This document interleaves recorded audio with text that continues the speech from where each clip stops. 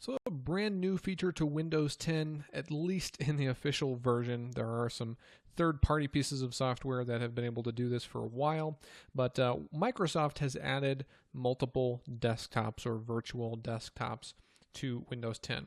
Now what that means is that you can have different applications running in different spaces. Now you can open as many desktops as you would like. So you can have different desktops for work and play as an example. So right now I'm using desktop 1 to record this video, and then desktop 2 has my notes and some messaging applications happening right now. So it's easy to go into this view. All you have to do is click on this button down here. This is Task View. You can also get to this view right here by just simply clicking or holding the Windows key and then pressing Tab. That will take you into that view. Now, once you're in this view, you can see things a little bit differently. So as you'll notice right now, I have Microsoft Edge open. However, it's not basically it's minimized, so it's only on my taskbar. However, when I go into this task view, I can see it here. Now, why is that? Well, this helps you to manage applications and workspaces. If you have many different windows open and you want to close them, for example, it might be easier to go into this view, and then you can hit the X's above the applications to close them. In addition to that, this gives you the option to move applications from one desktop to another. Now you can right-click on the application and then say Move to Desktop 2 or create a new desktop. That's another option for you. And then as well, you can just click and drag and put it over the desktop that you want to have it open in.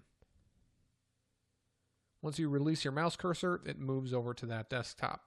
Another interesting feature here, something that maybe you won't know about while you're using these multiple desktops, is that so right now I'm on desktop 3. If there's an application on desktop 2 that I need to move over to desktop 3, how do I do that?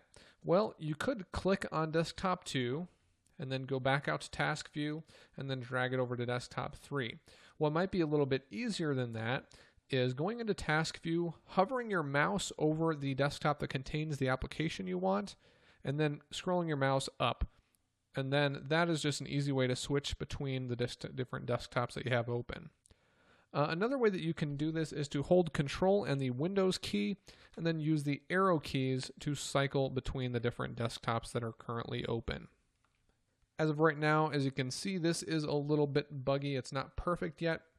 I'm on a pre-release build and a Windows Insider preview here, so that may be part of the problem, but that is another way that you can do that. You can also cycle between those desktops using that same keyboard shortcut, Control, Windows, and then left or right while you're on the desktop.